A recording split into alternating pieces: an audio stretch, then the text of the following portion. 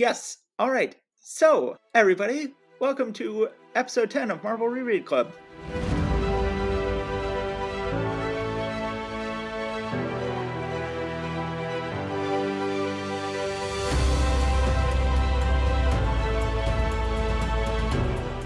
Yes, absolutely. So this is Steve and Matt. I'm Steve. I'm Matt. And hopefully you should know that by now since, we've been doing this for a little while. I feel like we're lucky in that, I've been listening to Adventure Zone, which is a podcast by the guys who do My Brother, and Me. And then they do a podcast where they play D&D, and I'm possibly working on a project that might involve D&D. So I've been listening to the podcast, and I find it very hard to tell their voices apart because they're brothers. Right. And I'm like, oh, these are brothers. And, I knew one of them from the podcast Sawbones, where he talks about medical history with his wife. And I'm like, okay, I'll listen to that podcast he does with his brothers. And then I'm listening to going, like, his brothers sound just like him. I can't tell these three people apart. But I think that nobody has a hard time telling us apart. I think that you have a more baritone voice than I do. And I think that we have sufficiently, that's what we're looking for, sufficiently distinct voices. I don't know, maybe so. It had occurred to me when I was doing some of the editing of actually slightly tilting one voice to the right channel and one voice to the left channel. But then I realized, no, people these days often just have like one earbud in, and that might Yeah, work exactly. well. I was like, I often have just one earbud in when I'm listening to podcasts. I was like, yeah, that won't work, unfortunately. I Seems like. would sooner gouge an organ out than have just one earbud in, but I acknowledge that some people might do that.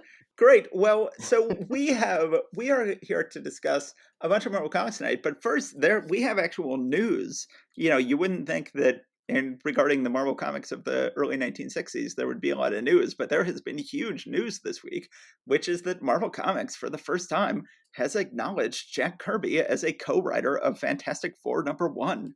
Oh, Did you hear really? about this? I had not heard about this. So they announced that they were going to be celebrating Fantastic Four #1, and the way they were going to celebrate it, somewhat dubiously, was that they were going to invite a bunch of artists to re-illustrate the issue and go like, oh, well, that's the big problem with Fantastic Four #1 is all that Kirby art. Let's get rid of that, and let's replace it with a bunch of different artists illustrating Stan's story. Well, of course, this is 2021, and Marvel still to this day, when they publishes their comics from the early 60s, they still publish them as just being listed as Stan Lee, writer, Jack Kirby, artist. And even though that is, generally regarded by historians and certainly the fan community as not being sufficient credit-wise for Jack, and this finally was the tipping point. They said, yes, we're going to have a bunch of artists re-illustrating the issue that was written by Stan and Jack. All right. And Great. so this was finally, removing Kirby from the process entirely, finally forced them to admit, like, oh, right, he should still get some writing credit. So this is a huge turning point. We will see if they ever go back and, when they publish, obviously they're not publishing as many trades these days as they used to, but at some point they should go back and republish all these trades and go like, okay, let's go ahead and give Jack at least co-writing credit on each of these issues, and give, I assume Steve gets co-writing credit on the issues where he got co-writing credit in the original issues or got solo plotting credit in the original issues, but giving him co-writing credit in the issues before he was getting that credit would be wonderful as well. Yeah. Yeah, that's great. No, I had not heard that. That's good for them. I mean, a little late, but it's but better than the alternative, I guess. All right, so where are we here? What are we doing Where this are week? we tonight? January 20 something. January 1963, I believe. Is that correct? Yes. The Marvel Universe just published one superhero comic in 1961, Fantastic Four #1 from November 1961. Then we have so far in this podcast covered lots of great Marvel comics from 1962. At first, Fantastic Four was bi-monthly and then eventually became monthly, and then a bunch of other comics joined the stable. And now we are moving into 1963. Now, tonight we are going to cover Fantastic Four #10, Incredible Hulk #5, Journey into Mystery #88, featuring Thor, Strange Tales #104, featuring the Human Torch, and Tales to Astonish 39, featuring Ant-Man. Good, I read the right comics. Yes, good. Which is good because we were late starting to record today since I hadn't done my homework and I had to go and reread some of these. So yeah, okay, It good. I did the is right thing. This is a reread club. That is what we do That's in the right. reread club. We reread. That's right. So even though I have read these within my adulthood, I needed to go back and reread them for this. Okay, so let's go ahead and start 1963 Marvel with Fantastic Four number 10. All right, let's So do it. on the cover, it says, "Hold your breath. Here is the return of Doctor Doom." And then we have two Jokers here on the cover that we only see the backs of the heads of. It's Stan and Jack. So we Yeah. have Stan saying, "How's this for a twist, Jack? We've got Doctor Doom as one of the Fantastic Four." And then Jack, who is shorter, says, "And Mr. Fantastic himself is the villain. Our fans ought to flip over this yarn." And then there's a arrow pointing toward them saying, "In this epic issue, surprise follows surprise, as you actually meet Lee and Kirby in this story, plus a gorgeous pinup of the Invisible Girl." And Mr. Fantastic is in the bottom right-hand corner looking positively malevolent.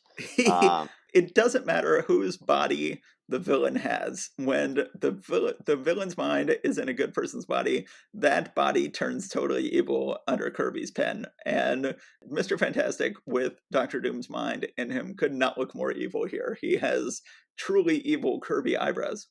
yes, and he will throughout the book when he is also similarly possessed. It's just amazing that anyone would not recognize that this is an evil version of Mr. Fantastic. All But right, eventually they figure it out. We'll get to that. Okay, spoiler alert. spoiler alert. Okay, So, do you want to try to summarize here, or would all you right, like me so let's to? quickly sum up this issue. So we Right. begin with Reed is studying Sue's invisibility.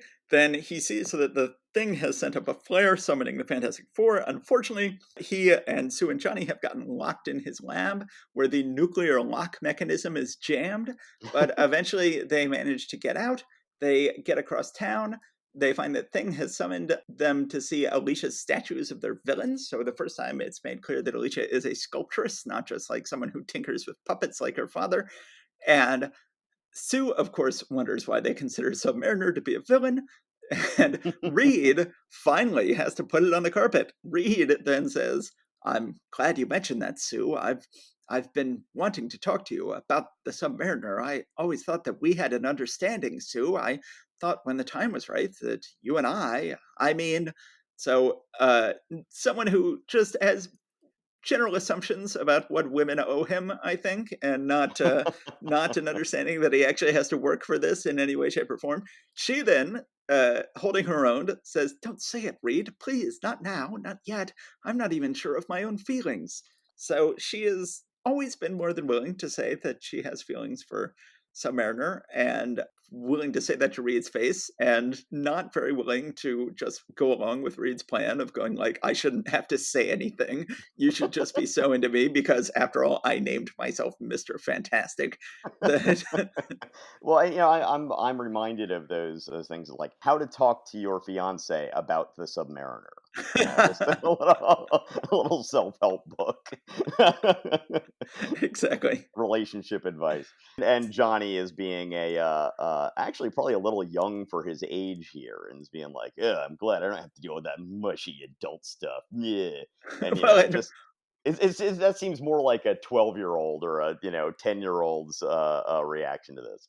well, they go back and forth. So we've just had in Johnny's own book, his first hint of romance. But even there, he was pretty yucked out by romance in his own book as well. To be fair, That's true. Yeah. yeah. But So then so we move on. then we move on. Suddenly, because this is 1963 Marvel, because this is an insane world, we cut to Stanley and Jack Kirby, who are hanging out in their offices. It's never says the Marvel offices. It says the office. It says the studio of Kirby and Lee on Madison Avenue, which is where Marvel had their offices. And the most fascinating thing we get right away was, so first of all, we never see the fronts of their faces. We only see the backs of their heads of Lee and Kirby throughout this issue as they become characters in the book. But the first thing we see Lee and Kirby doing, the very first thing we see is we see Jack Kirby creating a character and pitching that character to Stan Lee. So, and all of this endless years of debate about whether or not Stan or Jack created the characters, Here we have the first time they show themselves in the comic. You've got Jack has drawn a character, and he says, "How about someone like this for our villain, Stan? We can call him Falseface." And then Stan says, "Not bad, Jack, but I think he sounds a little too commonplace. Our fans have grown to expect real exciting supervillains from us." So right away here on the page, we have Jack coming up with the characters from his own mind and then pitching them to Stan, which is why did we have all these endless debates in the 1980s Well, about whether Stan pitched the characters to Jack or Jack pitched the characters to Stan, when the very first time we see them in this comic, Jack is pitching the characters to Stan. well, but then at the same time, he's pitching characters to Stan, and Stan is like, no, that's not what we want. We need something a little different. We need something a little better." So it is sort of shown as a back and forth, but certainly, Jack deserves more credit than he originally got. I mean, Yes. they're pretty much acknowledging that here really early on. But yeah, I think it shows definitely a creative synergy going on here between them. It's my understanding that Jack Kirby tended to work in an office in his own house and would just come up to the Marvel offices maybe once a week or so to drop off pages and discuss upcoming plots. Yeah. So, yeah, So but we have this sort of fiction here of right. Stan and Jack working in the same office 9 to 5 at Madison Avenue, when in fact Jack was telecommuting already at this point and in real life. And Stan builds on this over the years and really keeps up this idea of the Marvel creative crew being like this chummy clubhouse of guys just coming up with this neat stuff in their little fun house. And that's one of the things that I think really sort of irked some of the guys who were like, this is not how Yes. things are. Steve Ditko really does not want to play along with that whole thing, and that will come up later. But that's a story for another day. So right now, we Yes. see Jack and Stan hanging out, coming up with characters, and then who should walk in? But Doctor Doctor Doom. Doom, Doctor Doom Exactly. walks in the door, and it just so happened they had just talked about too that Doctor Doom is lost in space, possibly the greatest villain of all. Says, "Yeah, we sure can come up with a menace like him every day." And then it happened. "Did somebody mention my name?" "No, it can't be. It isn't possible." "But it is. It's Doctor Doom. He's alive." "But how? How did you save yourself from being hurled into endless space?" "It is a long story. We will not discuss it now." So, which is a great, at one point I wrote about on my blog about how this writer, talking about when he learned to write, learned to instead of always have people talk about how they got from place to place, just have people show up and go like, "I'll tell you about it later." And it's like, oh, it was the most liberating thing I ever learned as a writer, is to just have people show up and go, "I'll tell you about it later." So at this point, we as readers are like, are they really not going to tell us how Doctor Doom survived in outer space? Well, eventually they do, but they come up with a more dramatic place to actually tell us the story. But so But then, by the way, I'm very interested in your Doctor Doom voice there. yeah, That's so I read all of these comics to my son, and the problem was I had already sort of given Namor sort of a Middle European type accent, and then I realized I should have given it to Doctor Doom when I got to Doctor Doom. So I ended up giving Doctor Doom sort of more of a Boris and Natasha type voice, which I sort of regretted. I should have given him Namor's voice. But anyway, yes, that was my Doctor Doom voice. You just got a little okay. glimpse of it there. So as you can tell, this story has already gone completely insane. We've had a lot of meta postmodern stuff already in this comic, and now things are getting even crazier. Doctor Doom, who last we saw hurtling into space on a meteor, now shows up in the offices of Lee and Kirby. Now, Lee and Kirby have inserted themselves in the story. They are not coating themselves in glory, though, because they have Doctor Doom tells Lee and Kirby, "Summon the Fantastic Four here to their doom." And Lee and Kirby go, "Okay, we will do that." So then he says, "I demand you call the Fantastic Four and summon them here." Johnny answers the phone, says to Reed, "Phone call for you, Reed. It's Lee and Kirby. They'd like you to go to their studio and work out a plot with them." And Reed says, "Strange, we just finished discussing a new plot yesterday," which implies that, okay, so right away we've got this idea that the Fantastic Four know who Lee and Kirby are and have been working on the comic with them, which is fine, an idea they would return to many times over the years, but they're implying that, like, he's not telling, "I told them about our most recent adventures." He says, "I discussed a new plot." which implies that Lee and Kirby are publishing fake adventures of the Fantastic Four. Well, I don't know. I would see it as, they want to discuss, how they're approaching telling this particular story. But so that's to refute what you're saying. However, to argue your side of things, I think a little bit better. If you go back to the previous page, says too bad Doctor Doom is lost in space, and Jack says, "Yeah, we sure can't come up with a menace like him every day." So Yeah. it's simultaneously doing this whole thing of, oh, this is they're just we're chronicling their real life adventures and we're making this stuff up as we go, like all mixed and muddled in together, but somehow it seems to work. Yes. So we are left with the possibility from now on that the Fantastic Four are real and they really do work with Lee and Kirby, but they are not telling us their genuine adventures, and that Lee and Kirby are telling us at least slightly fictionalized adventures of the Fantastic Four. But we definitely know that Lee and Kirby are not very heroic people because they are instantly willing to summon the Fantastic Four into a trap to their deaths and just count on the Fantastic Four to be able to work their way out of it because they summon in Reed, who comes in by himself, and then Doctor Doom knocks out Reed, teleports away to his castle. Still very unclear where his castle is, and then Yes. he tells Lee and Kirby, then go ahead and summon the rest of the Fantastic Four to my castle. So they know where his castle is. The Fantastic Four know where his castle is. The text never says where his castle is. Will remain tremendously unclear in this issue. But obviously, Lee and Kirby know, and Reed, Sue, and Johnny know because everybody has been told to go there. Meanwhile, we then go back to Doom's castle with Reed and Doctor Doom. Doctor Doom then tells Reed about what happened to him. He was flying through space on an asteroid, seemingly to his death, but was found by some aliens, the Ovoids, who said, "Oh, hello, Mr. Strange looking dude who's flying through space on an asteroid. Let's bring you in and tell you all about our wonderful culture and technology, including their ability to transpose minds from one body into another body," which he instantly does to Reed Richards. He goes like, "Oh, they've taught me how to transfer minds. Let's transfer minds. Okay, I'm now Reed Richards. You're now Doctor Doom. Oh, good thing that we had your teammates show up. Your teammates are here. You, of course, will instantly tell them, but wait, I'm Reed Richards in Doctor Doom's body." And frankly, if I had lived through the last 9 issues, I would instantly believe that. But Yeah. they, Well, and they also with the way that Reed looks at this point. I mean, that very first moment when the mind swap takes place, he looks just utterly malevolent. He's just a ghoulish look on his face, and it's just like, yeah, no, if I knew you and I know what you usually look like, and this is suddenly what you look like, I'd say something's not right here. Yeah, well, as we've made clear, his idea of romance is to say, I assumed that I could one day tell you I had some romantic interest in you and that you would save yourself for that day. And indeed, he has not been looking.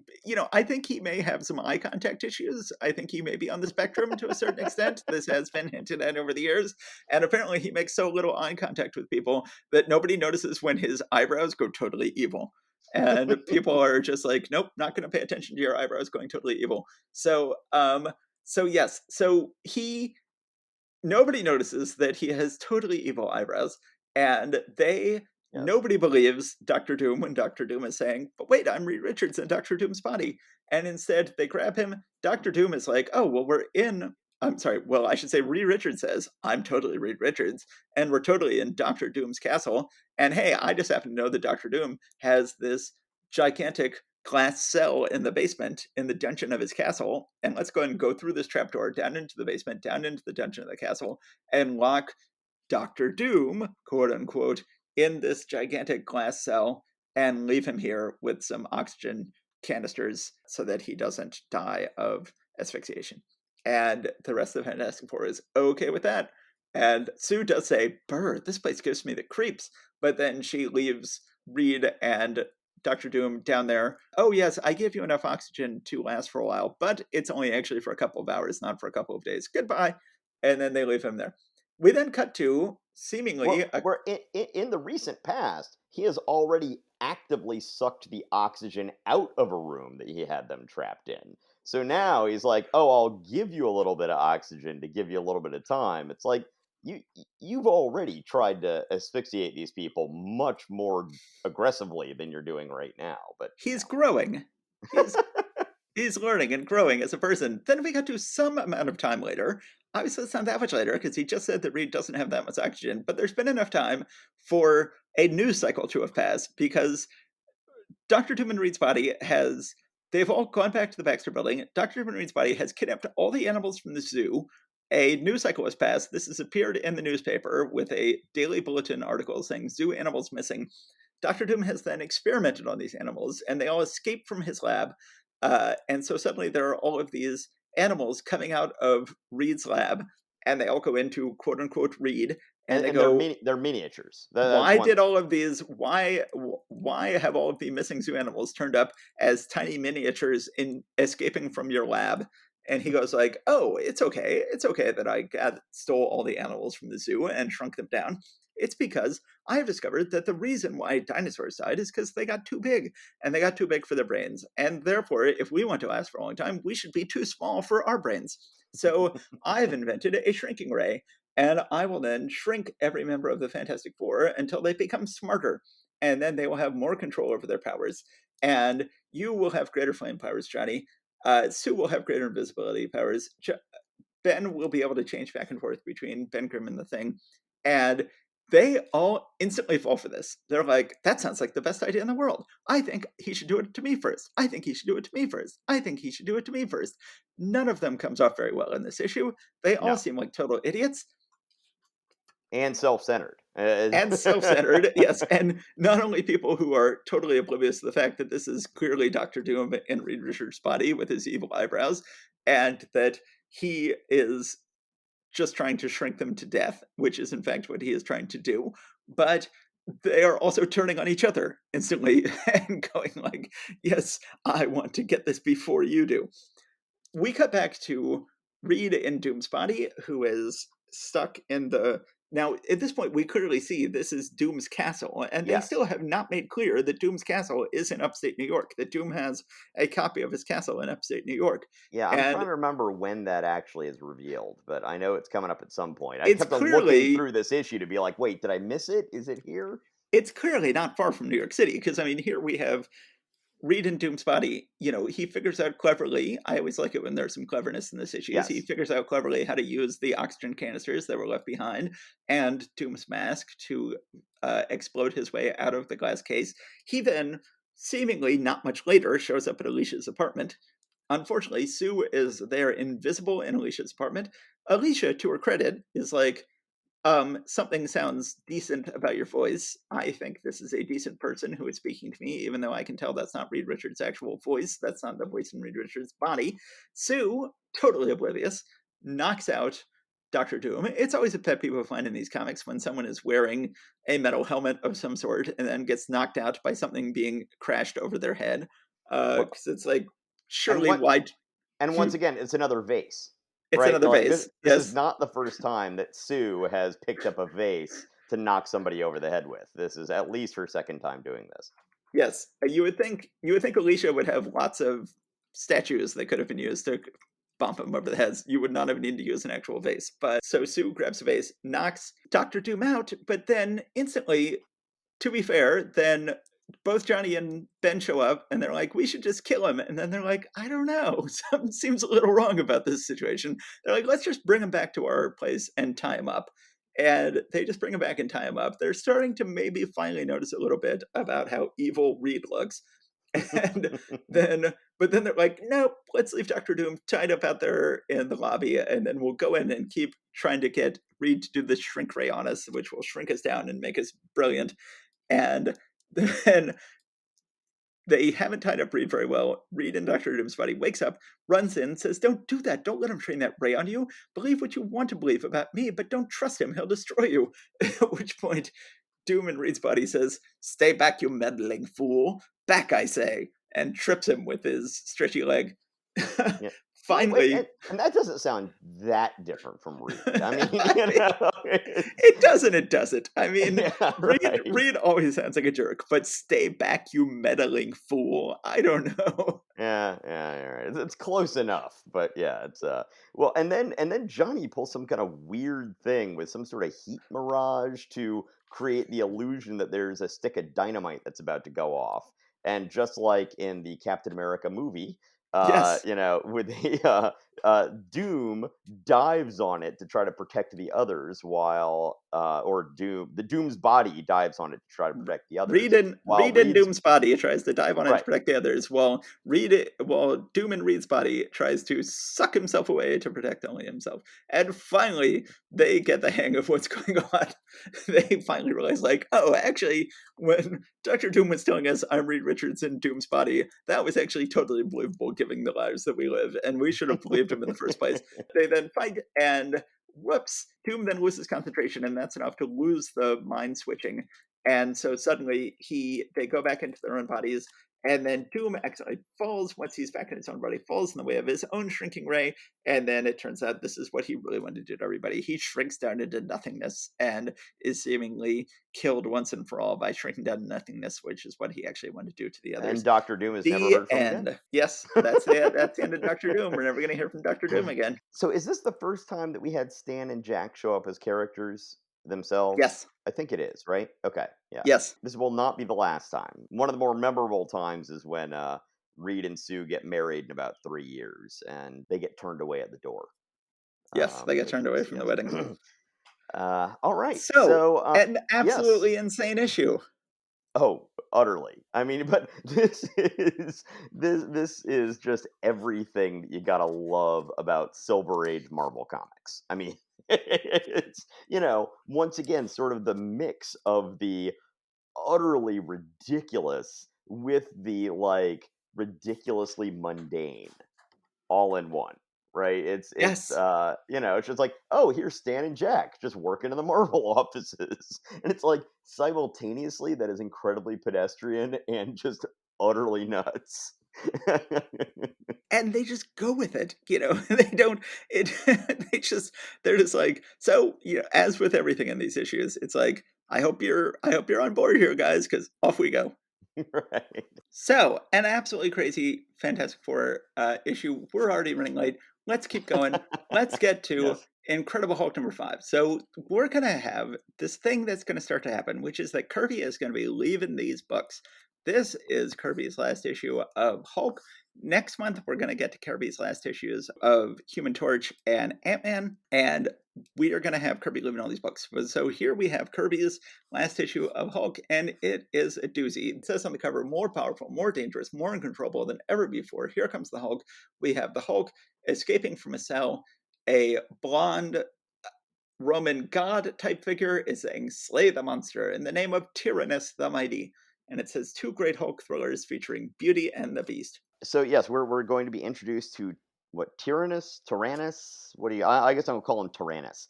Tyrannus. Let's go We're for Tyrannus. Yes, we will be introduced to Tyrannus in this issue, who does show up again later. Oh, yeah. Not Oh, many years yeah. later.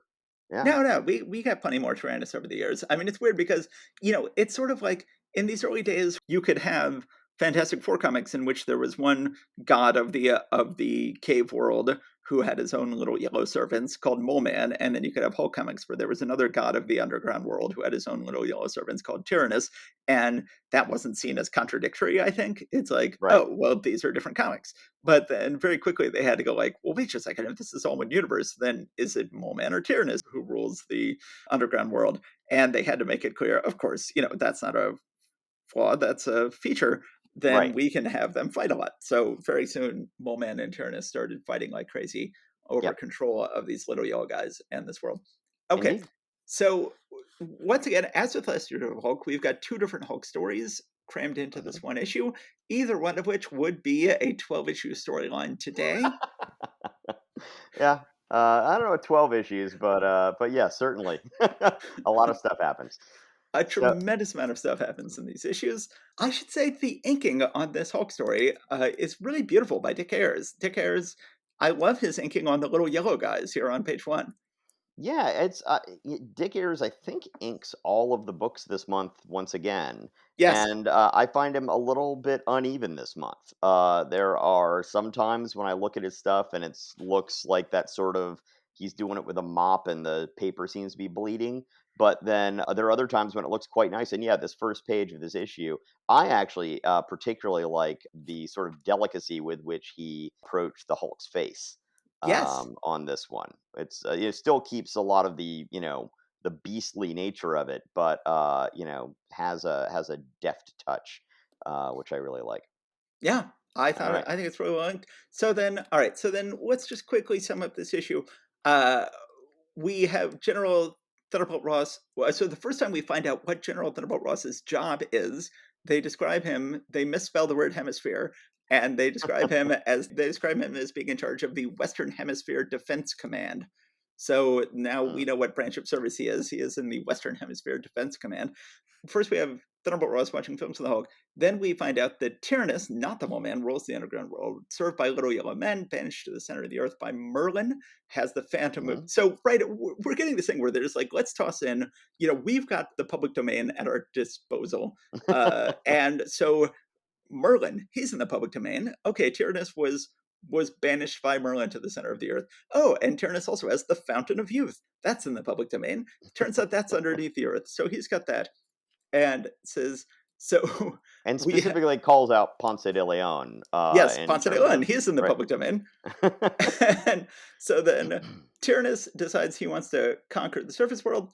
Bruce and Rick are going to General Thunderbolt Ross's house. They run into Betty there. Betty then says, sorry, Bruce, Dad isn't in yet, but may I introduce Mr. Tyrannus? He is an archaeologist. So Tyrannus has decided to go undercover with a secret identity in this surface world. That secret identity is Mr. Tyrannus. So he has taken his name and he has added a Mr. in front of it. So and wait, if Merlin banished him to the underground world, how is it he's just up here? I don't I think he banished him magically. I think he just told him you have to go live underground now, which I he don't know. did for fear of Merlin and didn't realize Merlin's been out of the picture for a good 1500 years now. Yeah. But now clearly he's starting to realize he can go back to the surface because he is now courting Betty as Mr. Tyrannus, a local archaeologist, and Betty, of course, wants to make Bruce jealous. So he says, so Rick says to Bruce, like, what's the matter, Bruce? What's bugging you? And Bruce says, just a feeling, kid. I don't like his looks. And Betty is mooning over Mr. Tyrannus, and she says, it's working. Bruce looks jealous. I'm so glad I met Mr. Tyrannus. Maybe this will make Bruce think of me as a woman.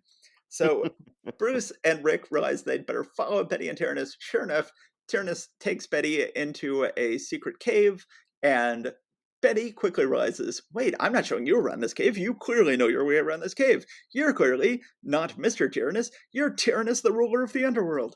And so then she gets kidnapped by him. The Hulk and Rick are right on their tail. They follow afterwards. They go down to the center of the earth, and Tyrannus knocks out Hulk with gas, Hmm. which is always one of Hulk's great weaknesses. Then instantly, so right, we're on page 7 of this story, one of 2 stories in this book, and we've already gotten to, as we've talked about before in this book, they cover everything that will ever happen to the Hulk happens in these 6 issues. And sure enough, we get Hulk being forced to be a gladiator. So we Yes. get Hulk in full gladiator costume being forced I to be I a had forgotten gladiator. I'd forgotten about this, that we get Gladiator Hulk right here in issue number 5. That had completely slipped my mind until we came back to reread this. But this is why we have Reread Club. This is why we have Reread Club. So eventually they would get a massive Planet Hulk storyline out of Hulk being a gladiator on a foreign world. Here we have Hulk being a gladiator underneath, fighting a giant robot of Tyrannus and his little yellow creatures. It looks Then like a they Rock'em Sock'em robot.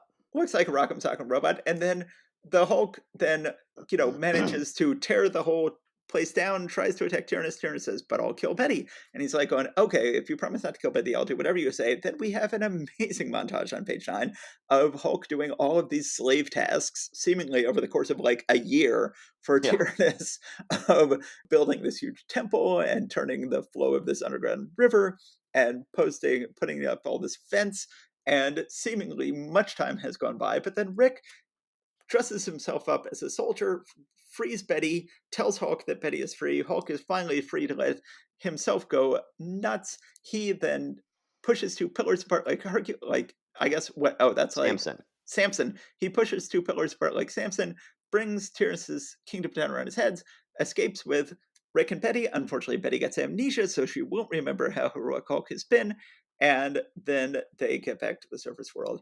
It is an absolutely crazy story to cram into 11 pages. Now, one thing that I found myself wondering, and I don't, I should remember this better. What was the state of the Hulk's brain when we finished the previous issue? Did he have Banner's brain? I thought I remember he did. I guess he sort of did. But, Yeah, but they always make it clear in these issues, whenever the Hulk has Banner's brain, they always make it clear that the Hulk's personality asserts itself. yeah. And so it's never really like it was in the Mantlo issues where the Hulk is acting like Banner. The Hulk is just talking like a nerd.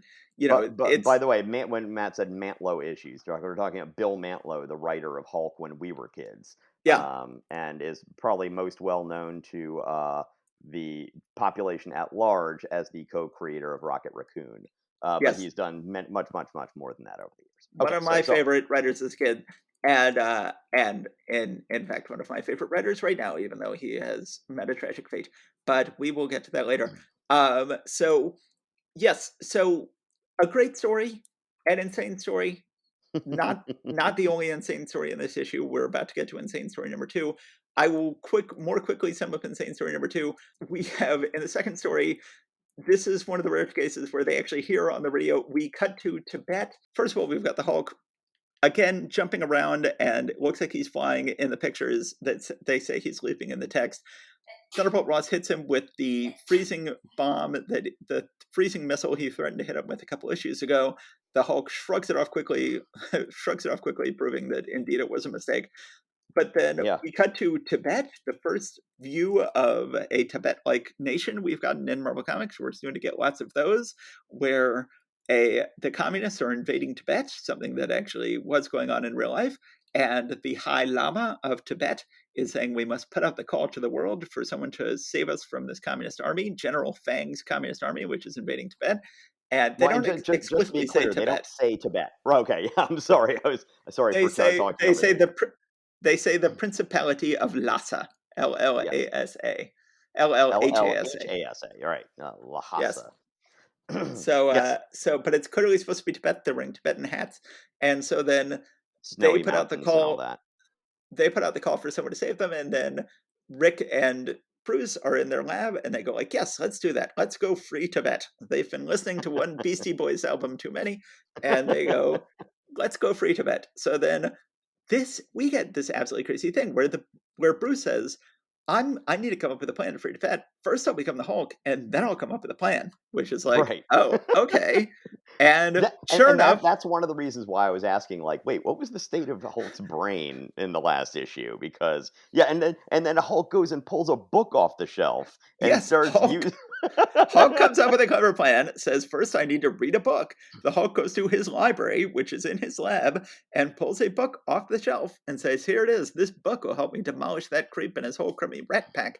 Now call the airport and reserve a couple of seats. So then they're like, okay, let's travel in a plane with the Hulk just wearing a scarf to cover the fact he's a Hulk.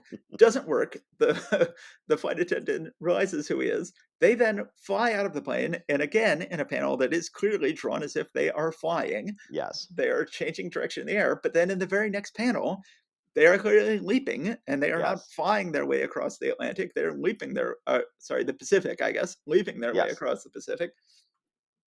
And then they go to Tibet, and it turns out that the Hulk's plan, they fight the army a little bit in Tibet, and then the Hulk's plan is that it's unclear if he has brought this. Presumably, he somehow brought this with him, although it's not exactly clear if he had a suitcase with him.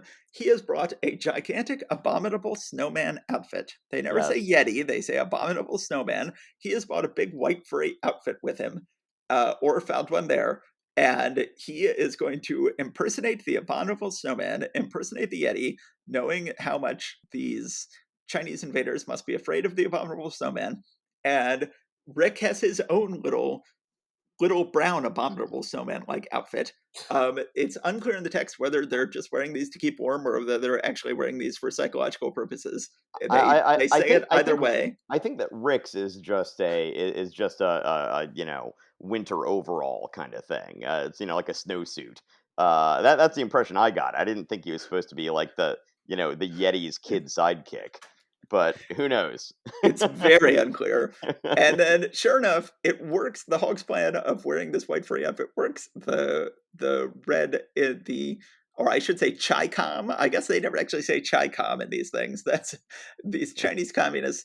They go, the abominable snowman, flee. But General Fang is like, it's okay. We've got a dragon illusion projector we can use against the abominable snowman.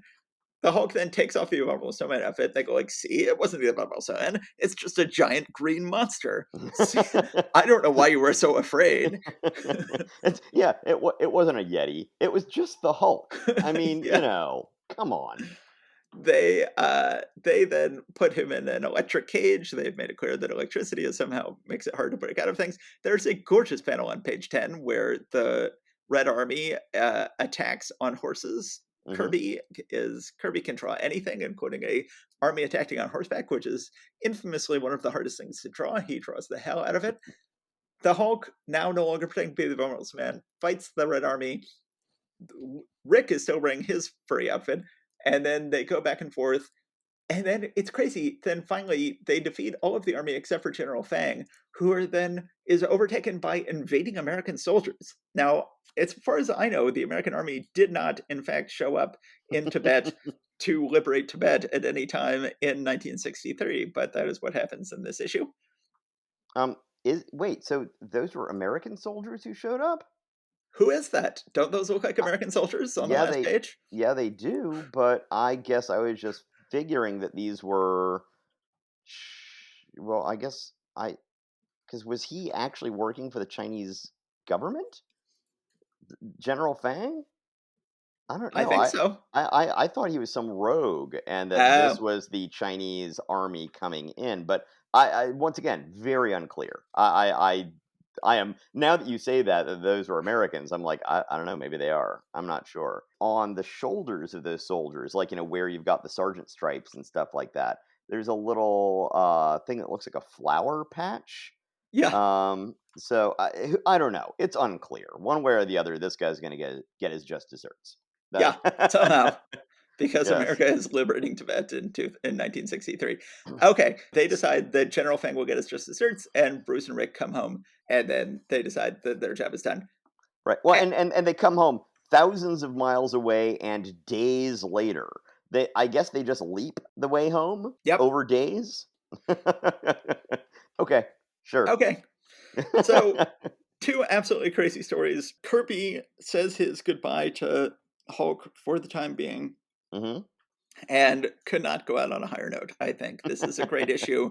This is two full-on Kirby craziness issues, two full-on Kirby craziness stories in one issue, and I think it is. We've got both Tyrannus from the Underworld, and we've got the Hulk as the Abominable Snowman in one issue. I'm loving it. I'm pretty sure we agreed to call him Tyrannus at the beginning, and then you've just called him Tyrannus through the entire thing. So, I know not to trust you from now on. Yeah. So noted. I'll keep that in mind. So meanwhile, what are we moving on to next? Journey to Mystery, Strange Tales, or Tales to Astonish? Let's go and do Journey into Mystery 88 featuring Thor. All right, let's I do it. say it. I say in my notes. Oh, thank God, Loki is back. Yeah, absolutely. It's better than another one of him battling communist or gangsters or whatever, which just never makes any sense. Never makes any sense, and we're going to have Yes. a lot of those issues coming up. So on the cover of the issue, we have Journey in the Mystery 88. Does not say featuring Thor, but it says we've got on the cover, we've got Thor battling Loki on the Rainbow Bridge. Odin is saying, "Heed my words, Thor, though both of you are my sons, you must defeat the evil Loki for the sake of mankind." Loki is saying, "Nothing can save you, Thunder God, for now I know the secret of your hammer." And Thor is saying, "I shall not fail, noble Odin. No matter what the cost, Loki shall not menace the earth." And it says, And "See, see Thor, the mightiest hero of all, as he dares to face the terrible vengeance of Loki. You have summarized the last couple. Should I take a crack at Yes, this one here? take a crack at this one. All right, so this is the Mighty Thor starring in The Vengeance of Loki. So after and once again, Stan Lee and Larry Lieber on this one. So after a splash page, we get to a recap of what happened last time that Thor fought Loki. He was redeposited in Asgard. He is grounded by his dad, but he finds a way to sneak out. But then, oh, that's right. No, before he finds a way to sneak out. So he's grounded by his dad again. So then he goes to his room and does some drugs. I guess it looks like he's, Yeah, it looks like he's smoking up some marijuana in there, but he's using some kind of herbs to view other things, and he's able to see Thor during his adventure the past issue, and see when he turns back into Don Blake. And so now Loki says, "Ah, I know the secret," and so he sneaks out of his dad's house, takes the car, and makes it down to Earth. yes. So by takes the Which, car, I mean does the Rainbow Bridge. which is to say, he becomes a snake and slithers out from between Heimdall's feet and goes down the Rainbow Bridge. Yes, yes. So then he makes it into Dr. Blake's office and hypnotizes Jane. And then he makes it into Blake's laboratory in the back. And he has a really kind of decked out laboratory for just a single family practice doctor who's, Yeah, he at has a times lone he seems more practice. like a research doctor than a practicing Yeah, physician. It's not quite clear. yeah, exactly. So then Loki reveals that this bearded man is actually Loki. So you would think Loki sometimes has transformation powers, sometimes doesn't Right. have transformation powers. You wouldn't think he would actually have to put on a little rubber mask, but Loki has put on a little rubber mask to appear to be an old man, and then he takes off the rubber mask. You would think he could just create an illusion of some sort, Yes, but yes, no. In this case, he actually has a rubber mask on his face. He challenges Thor, and Thor turns back into Donald Blake and sneaks out and leaves, I should say. And Jane, meanwhile, is making it clear in her own thoughts that she has been given post hypnotic commands of some sort by Loki that she will be following. So Thor heads out into the city to meet Loki for battle. Is bragging about the power of his hammer.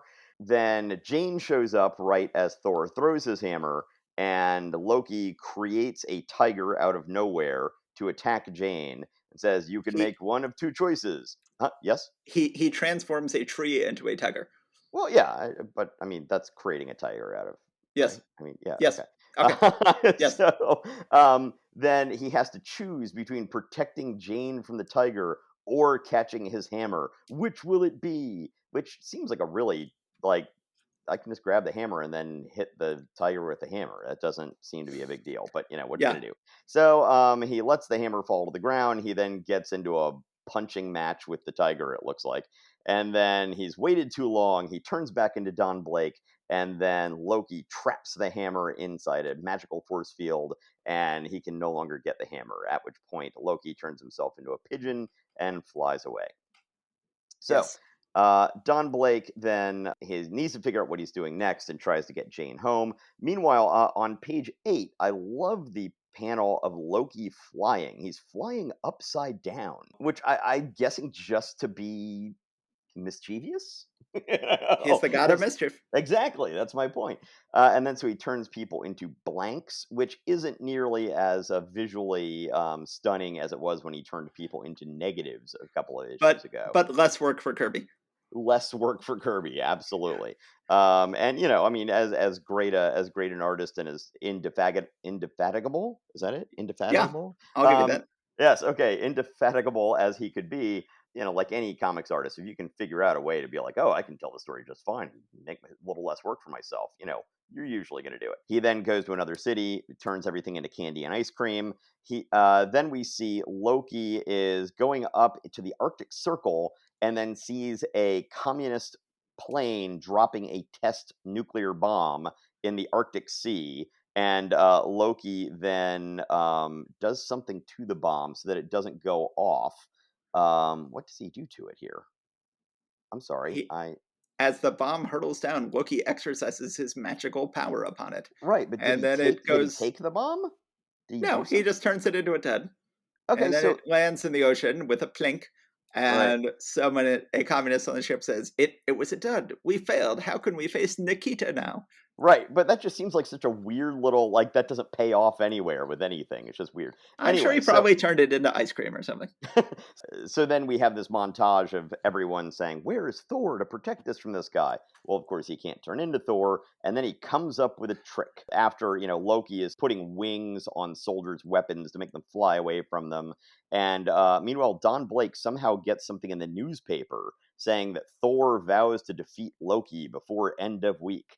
And Loki's like, "Wait, what? Thor? No, he can't be back. I did this thing to make sure he would never be there. Let me go and check my spell that's hiding the hammer." And so he shows up, and there's Thor, and he's talking to him. He's like, "That's impossible. Let me remove the force field so I can see that the hammer is in there." And then it turns out this is just a plastic figurine of Thor, a life size mannequin of Thor, which apparently was enough to fool the god of mischief. But what you gonna do? So then he gets the hammer back. You're He turns not back into Thor. Thor. It's only a plastic dummy. Right, I was hiding behind it, waiting for you to remove the force field. So I generally like it when these issues have clever resolutions. I would not call Mm-hmm. this a clever resolution. Thor creating a plastic dummy of himself and then seemingly doing ventriloquism to his own plastic dummy of himself. But oh How well. what do you think? How clever do you find it that then Thor tries to figure out which pigeon is actually Loki by throwing peanuts at the pigeons and seeing which one doesn't go running after the peanuts? Not. I would call that not clever. No, I do have to say also on page 12, panel 3, so that's the first panel on the middle row of panels. That does not look like a Kirby superhero panel. No, it That doesn't. that looks like it looks like maybe Kirby in the later satirical comic they called Not Brand Ech, or that looks like, Jack Davis or something like that, but that does not look like Kirby. I just noticed that. It was just interesting. Yeah. So then Thor goes and grabs a tennis net from a tennis court where people are actively playing tennis. Loki is about to turn himself into a rocket and get away, but then before he can, Thor nets him in his pigeon form with the net, and I guess that somehow keeps him from turning into a rocket. I'm not entirely sure. And then he then takes him back to Asgard once again and drops him off. We again see the This back of time Odin's head. But this time he actually takes him in person. He doesn't just Yes, send him there attached to his hammer. yes, and we see the back of Odin's head once again, and this is probably his least fabulous hat we're ever going to see Odin wear. Yes, that is a tremendously unfabulous helmet, Odin. Come on, man. That's we nothing. your fans have come to expect fabulosity, and this is just not doing it. So anyway, yeah, there we go. So yes, we fought Loki once again, which is great because we're not fighting any sorts of villains which seem unbecoming of the majesty of Thor. On the other hand, we do have Loki being fooled by Dr. Don Blake just throwing his voice from behind a mannequin and all sorts of other, little weird things. And yeah, it's the first time I reread through that bit with the atomic bomb. I was like, oh, okay, well, clearly that's going to be used in his plot coming up in a minute. And it didn't occur to me later when it wasn't. I'm just like, that's just such a weird. Anyway, okay, but yeah, so this is good. I don't know, Yeah, we're no, glad to see Loki again. it's great to have Loki back. It's fun to have Loki is a great villain. It's fun to have them interacting. I wish the story had been a little clever. Of course, we're talking about the difference between Stan and Larry. So, this Yeah. is a Stan and Larry comic, and say Stan and Jack and Larry comics are not as clever Yes. as Stan and Jack comics. Yes. True. So, shall we move on to Strange Tales? Yes, let's move on to Now, Strange Tales. let me say that as much as this character will go on to become a major punchline for pretty much the rest of Marvel history, I gotta say when I actually went back and first read his first appearance here, I love him.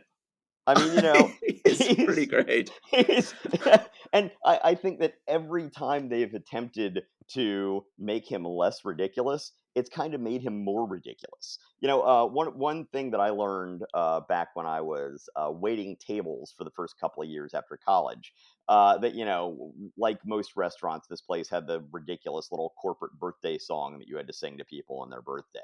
And when you first get here, it's like, oh my god, this is so humiliating.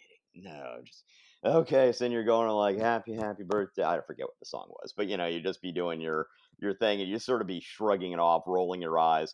And then after a while you realize that just makes it more humiliating. You know what Yes. makes it less humiliating is throwing yourself into it with gusto. And this is Paste Pot Pete. This is him throwing himself into it with gusto. And it works. And then he becomes embarrassed of himself later and just ends up making himself look even more ridiculous. So, human. As I say here in my notes, like Pete's name is ridiculous, and for many years afterwards, they talk about how ridiculous, like, oh, you used to be named Paste Pot Pete because the villain will eventually come back with a different name. But it's like, yes, as ridiculous as that name is, like his gun, the whole idea of this paste gun that can shoot Elmer's glue to do all sorts of amazing things is even more ridiculous than the name, and even more ridiculous than the gun is his outfit, which is Oh, oh, just delightful. it I is just love magnifique. Pace It Pot is Pete's outfit. chef's kiss magnifique. It is so wonderful. It's so I wonderfully will unique. I will go ahead and include. I don't usually include interior pages. I must include the first interior page Oh yes. showing that hat, that Yes. bow tie. Oh That dear God, the grin, bow tie, the those grin, pants. the eyebrows, the beret. Oh my, yeah, no, it's just it's I love it. I absolutely love this here. So we've talked before about how the only significant contribution Strange Tales featuring Human Torch made to comics history was The Wizard, where his ultra nemesis from these issues is the Wizard, who would eventually go on to become a major nemesis of the Fantastic Four, would sort of graduate up from this book to that book. Well, the Wizard would bring with him the Trapster, who, as will frequently get made fun of in the Fantastic Four book, is like, oh, you didn't used to be called the Trapster, did you? You used to be called Paste Pot Pete. And it's one of these things where people are like, oh, that was back before comics realized how ridiculous they were when they had characters named Paste Pot Pete. Like, no, this book knows how ridiculous Paste Pot Pete is.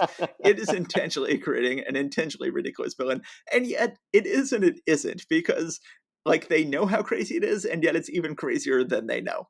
Like the stuff he can do with this paste gun is Yes. absolutely crazy.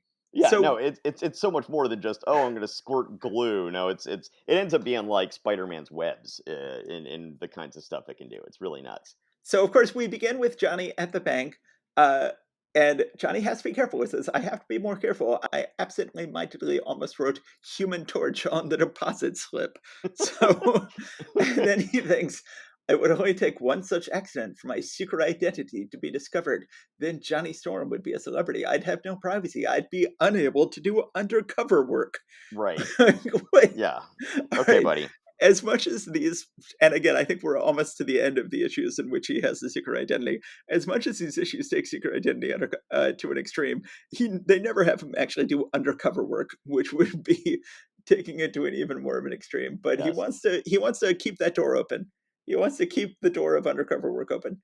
Yes, yes. So then Paste Pot Pete comes into the bank, and someone's first reaction is, wonder what he's advertising. So I believe you have brought up in the past here that advertising stunts in the Marvel Universe must be really out of control. That just about Yes. any time you see a new supervillain show up, people's first thought is, I wonder what the advertising stunt is here. Yes, every time the sky turns purple, people are like, "Oh, it's a publicity stunt." Going like, "Oh my god, the ad men in your world are amazing. They can do all sorts of amazing things." But so Yeah. anyway, yeah. So then Baseball Pete shows up. We're just gonna have to post a picture of what he looks like. It can't be described. He is a glue-themed villain. He has a gigantic pot of glue, a gigantic paste pot with him, hooked up to a glue gun. He starts gluing people to the wall. He glues the security guard's gun to his outfit. Johnny then, all right, things get so crazy right away. Johnny is like, well, I can't chase after him yet, so I'll send a flame figure to chase after him while I then extricate myself from the bank. And then he finally gets out of the bank and he's like, oh, it's a good thing I sent that flaming figure to follow Pace by Pete. Now I've got to figure out where that flaming figure went following Pace by Pete. So the flaming figures seemingly have eyes and independent thought. And I guess they're passing some sort of Turing test here because he doesn't know where his flaming figure has gone in following Pastepot Pete. So there is some sort of independent consciousness being displayed by his flaming Yeah, figures. yeah, he's like some sort of tracking drone. Like, it's just like, hey, this is the guy. Just stick with him. And it's got okay. I'll keep with this thing. Meanwhile, I once again just the visuals in this issue I absolutely love. On page 4, third panel. So the first panel in the second row, Paste Pot Pete on the motorcycle. It's oh, it's It is just awesome. it really, really is. Okay, anyway, yes. So then Pacebot Pete is going across town. He, of course, apparently, all anybody did in 1963 was test missiles. And this is certainly not the first time this week we've run across somebody testing a missile. The Americans are testing a missile. He's like, oh, I'll attach my glue gun to it. I'll shoot my glue gun at this missile test. And he ends up gluing Johnny to the missile, and Johnny is flying away glued to the missile. He doesn't dare flame on for fear of blowing up the missile, but then he turns on just one flaming finger and frees himself from the missile. He catches up to Pacebot Pete. Pacebot Pete is almost being defeated when Pacebot Pete shoots. Again, it's sort of like Spider-Man's webbing. You're right. He shoots a bit of glue at a plane that then takes off, and he yanks himself up and attached to the plane with a string of glue, flies off, and then flies out over the ocean where he has a boat waiting for him, thankfully, and makes it clear this is not why he had a boat waiting for him. He had no idea he was going to arrive in this way, but it's a good thing he did have a boat waiting there for him, because then he falls off. And obviously, Stan and Jack know they've got to keep her here, because Stan and Jack are like, nope, we're not going to arrest Pate-Pot Pete. We're not going to kill off Pate-Pot Pete. We're going to have him remain free and easy at the end of this issue, because he is going to clearly become the main villain from this point on, and we want him to be not be arrested at the end of this issue. And they're like, well, Torch, you stopped the paste pot thief. I bet he won't dare show up again. And Johnny instantly is like, won't he? I wonder. And then Johnny draws a gigantic flaming question mark in the air to show that he is wondering about this. Yeah, which reminds me of the end of the Flash Gordon movie in the late 70s, Yes. where it ends with the end question mark. Yeah, exactly. So, yeah, this like I said, I adore the original, the first appearance of Pace Pot Pete, and I didn't think I would. Like, I came in here and I was just like, oh, what ridiculousness is this? And then I immediately fell in love. Because they lean into it. Exactly, that's my point. It's like, if we're gonna make it weird, we are gonna make it weird. Yes. Which, yeah, I mean that's what I pay the money for. That's that's why I come to this show. He So, This is a glue themed villain. They go whole hog. He is dressed the way you would expect a glue themed villain to dress. He in fact has, like, it's not just Paint Pot Pete. He's actually got a huge pot of paste that he is carrying around in one hand all the time, hooked up to his gun. right, It like a is paint bucket, and a and paint and bucket. and that has paste kind of dripping out the outside of it too. It's like, not even neatly contained. Which, and of course I'm saying all this. This is exactly the kind of taunting that turned him into the trapster later. Which, I'm just contributing towards that ignominious end for him. And he was never fooling anybody. Everybody took one look at him to this day, I would guess, in comics, and they go, "You're Paste Pot Pete." Yes. All right. So, shall we move on to the last comic of the Our month? final comic. This is going to be a long episode. Our final comic, we're talking about Tales to Astonish number 39, starring the astonishing Ant-Man. A gigantic beetle has an army of insects attacking Ant-Man. At last you've met your match, Ant-Man. Even you can't stop the hordes of the Scarlet Beetle. Now, one thing, we talk about how much fun the different perspectives in this book must be to do, but I imagine they're also kind of challenging and a little exhausting. And this cover does not really, it kind of doesn't really work very well. So, in my humble opinion, Oh, no, it does not. so we are looking straight down at a water fountain, and Ant Man is tangling with some bugs on the top of the water fountain. I guess he's got some ants playing sentry around him, and then he's battling some kind of other bug. But then, as we look down, we see the rank and file of all the insects coming your way. But then, looking back in the background, there's no way you would see a skyline back there and be looking over trees if you're getting this perspective on the water fountain.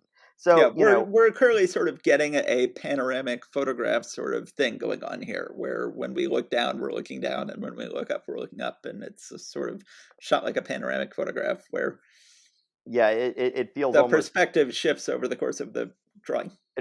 like a Picasso perspective here. But and once again though, as you say, Jack Kirby is doing a ton of work here, and they're going to keep on working them hard.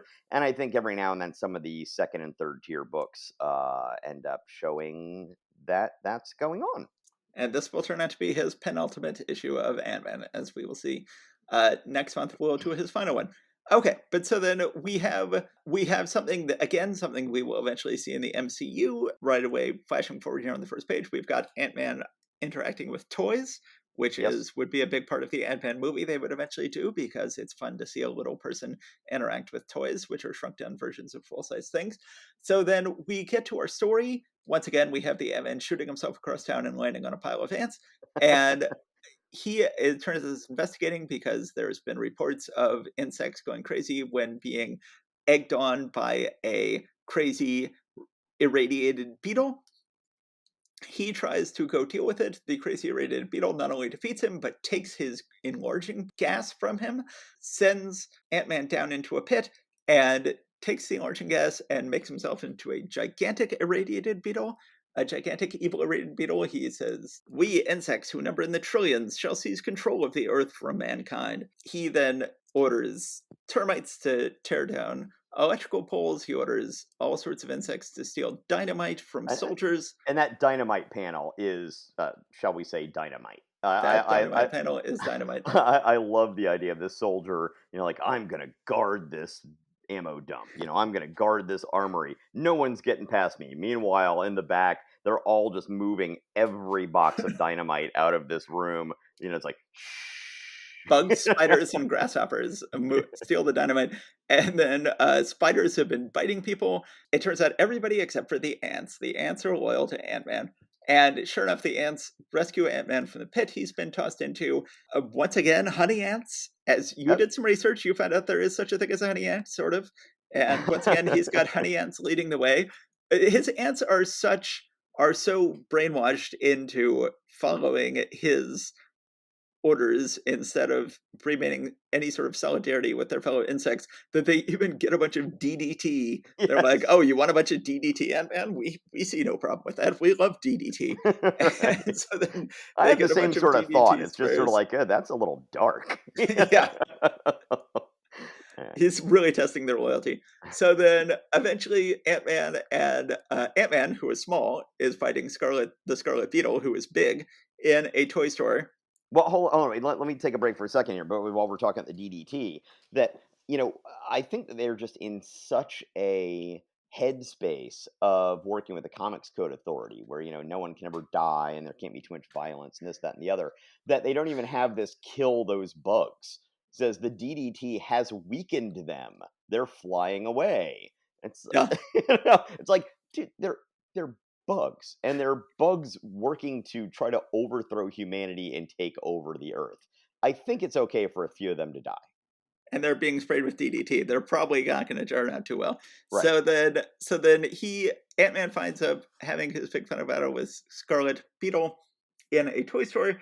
Ant-Man throws a lance at the Scarlet Beetle, is still wearing Ant-Man's enlarging and shrinking gases. He uses the lance to lance the shrinking gas, the reducing gas canister.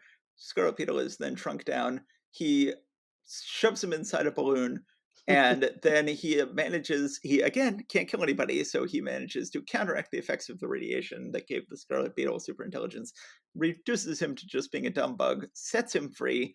And then, of course, since this is the Marvel Universe, the cops, after Ant-Man has rescued humanity from the Scarlet Beetle, the cops are sitting around going like, "I guess we'll never really know what happened. But what about that Ant-Man? I wonder if he was afraid to tackle the Scarlet Beetle. He was nowhere around, and just at the time when we needed him the most." So, and of course, Ant-Man can only sort of, listen to this, and as he is constantly spying on the police, and he is, With the police's knowledge, apparently, because they know about the gang of ants that just hangs around waiting to like pass messages to them. yes. And so of course nobody in the Marvel universe is ever appreciated. So another quick 10-page Ant-Man story. The last in our lineup and the last in their hearts. I think it is safe to say a book that they put the least amount of work into it. Literally, they put the least amount of work into it because these stories are just 10 pages.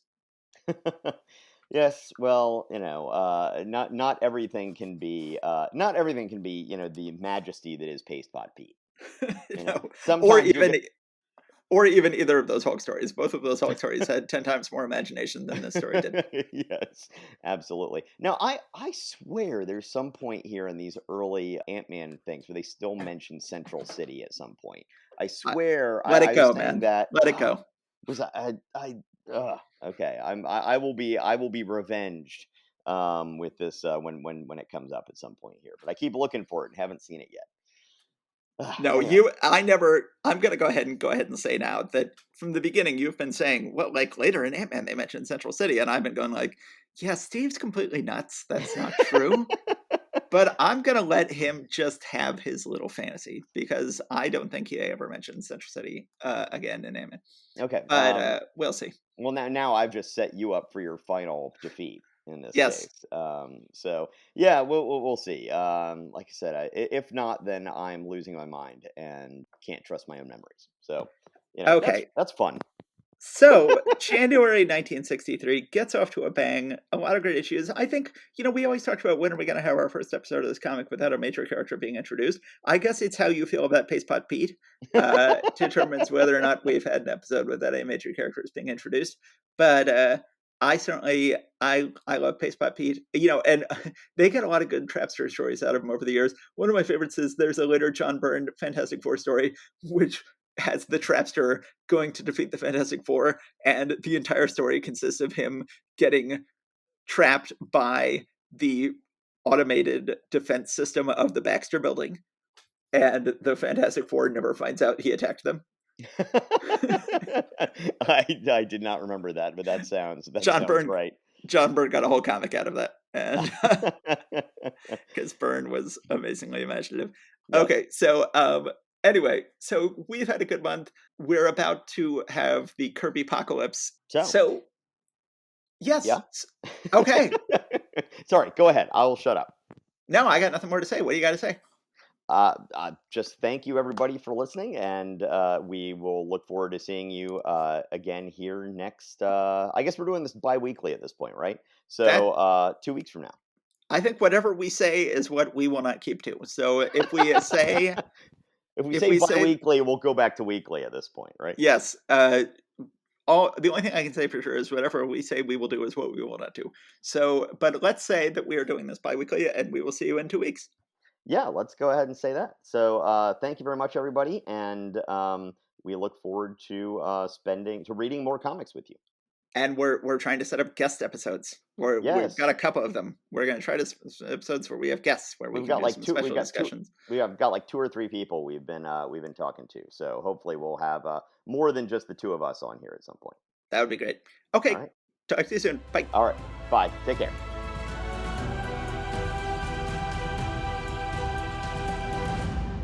Thank you for listening to Marvel Reread Club. Please subscribe and rate us wherever you found us. Go to secretsofstory.com and click on Marvel Reread Club in the sidebar to find notes and join the discussion about this episode. See you next time.